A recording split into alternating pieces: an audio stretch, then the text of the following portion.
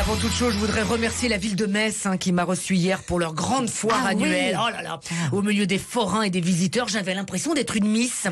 Ah bah franchement, j'aurais pu me manquer quoi 50 cm, une épilation des jambes et peut-être quoi une année d'études, vu que j'ai arrêté l'école en CE1. Et j'étais une vraie miss. Ah les forains. Approchez mesdames et messieurs, venez acheter cette incroyable machine qui lavera vos tapis, nettoiera vos vitres, descendra le chien, fera d'incroyables smoothies et épluchera jusqu'à 730 kilos de pommes de terre en moins de 2 minutes. De quoi faire des frites pour toute la famille. Allez, cette incroyable invention de fabrication italienne de la ville de China.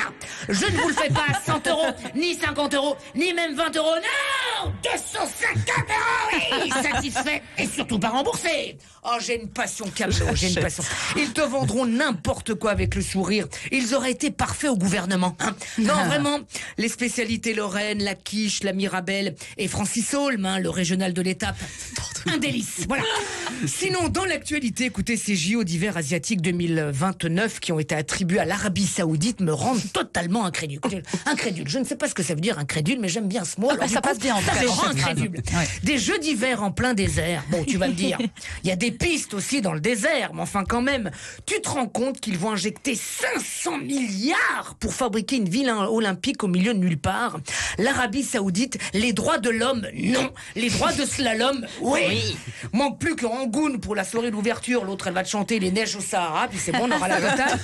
Mais attention, on va pas se fâcher avec tout le monde, les Qataris, les Saoudiens, parce que s'ils se mettent à boycotter la France, après Camailleux, c'est Louis Vuitton qui risque de fermer ses portes.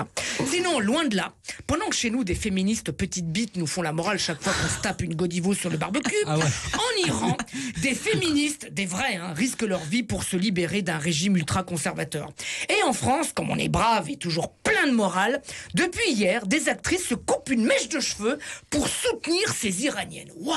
Quel courage quand même, prendre un cheveu et se le couper. Paraît que Sophie Favier, elle s'est carrément coupé la langue. Quel courage. Et en même temps, c'est un signe de soutien discriminatoire. Comment ils vont faire Barthès, Obispo et Zidane pour soutenir les Iraniennes Et puis, heureusement pour les acteurs français que le port du slip n'est pas obligatoire en Iran, parce qu'en cas de manif, je laisse imaginer ce qu'ils auraient dû se couper. Ah non, mais nos actrices françaises, elles sont tellement... Le cinéma, c'est la vie. Et la vie... c'est la mort. Et la mort, c'est pas du cinéma. Donc le cinéma, c'est pas du cinéma. Voilà, bon, parfois avec nos actrices, c'est au montage qu'il faudrait les couper. Et pourtant, ce soutien fait déjà des petits pour faire pareil que les actrices en soutien avec Adrien Quatennens, Jean-Luc Mélenchon, il a râpé des carottes.